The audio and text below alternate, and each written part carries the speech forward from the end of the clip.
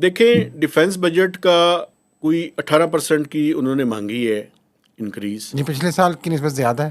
پچھلے 18% اس سے زیادہ ہے پچھلے سال سے. اچھا، پچھلے سال سے 18% زیادہ مانگتے. اب تو ہم نے چھوٹی موٹی جنگ بھی لڑ لی نہیں ہے سن یار. لینا. اب آئی ایم ایف کے ساتھ چونکہ ٹاکس جاری ہیں، ابھی دیکھ رہے ہیں کہ وہ فائنل ابھی نہیں ہوئی، اگلے 2 سے 3 دن میں وہ فائنل ہونی ہے. ایک تو یہ بڑی امپورٹنٹ ہے کہ اس کہ میں ڈیفینس بجٹ انکریز ہوگا. وہ انکریز ہوگا. اس میں سب سے زیادہ امپورٹنٹ یہ ہے کہ ڈیفنس بجٹ، ڈیٹ سروسنگ اور ڈیولپمنٹ، ان تینوں میں کس میں کمی ہوتی ہے، سب سے کم کس کو رکھا جاتا ہے. میں ابھی آپ کو بتا دیتا ہوں، سب سے کم ڈیولپمنٹ کو رکھا جائے گا.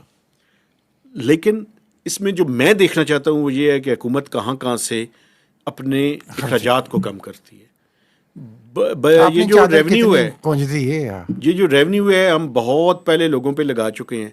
دوسرا اس حکومت کا ٹیسٹ میں سمجھتا ہوں کہ کیا یہ ریٹیلرز کے اوپر ٹیکس لگانا چاہتی ہے، کیا آئی ایم ایف آنکھیں بند رکھے گا یا کیا کرے گا. ابھی تک تو وہ کہہ رہے ہیں کہ آپ ناکام ہوئے ہیں پہلے ہی یار. نہیں، آپ ناکام ہوئے ہیں. کیا پاکستان کی سیلریڈ کلاس اور پاکستان کا فارمل سیکٹر، یعنی وہ کہہ رہے ہیں تاجروں سے آپ ٹیکس لینے میں ریٹیلر اسکیم میں آپ بری طرح ناکام ہو گئے ہیں. بھائی جان وہ تو کیا اگلی کی بات کریں نا. میں تو یہ کہہ رہا ہوں آپ ناکام ہو گئے ہیں. کیا آپ سیلریڈ کلاس کا خون چوسنے کے لیے ہی ہیں صرف؟ اس میں آپ بہترین طور پہ کامیاب ہیں ماشاءاللہ. چونکہ ان کا بھی کمال نہیں ہے، وہ ڈیڈکشن ایٹ سورس ہو جاتی ہے.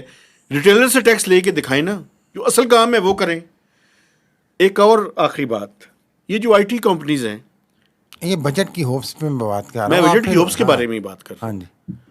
انہوں نے ایک کل بریفنگ کی ہے اور اس میں انہوں نے کہا ہے جی مہربانی کریں آپ ہمارے لیے 10 سال کی ایک پالیسی لے کر آئیں.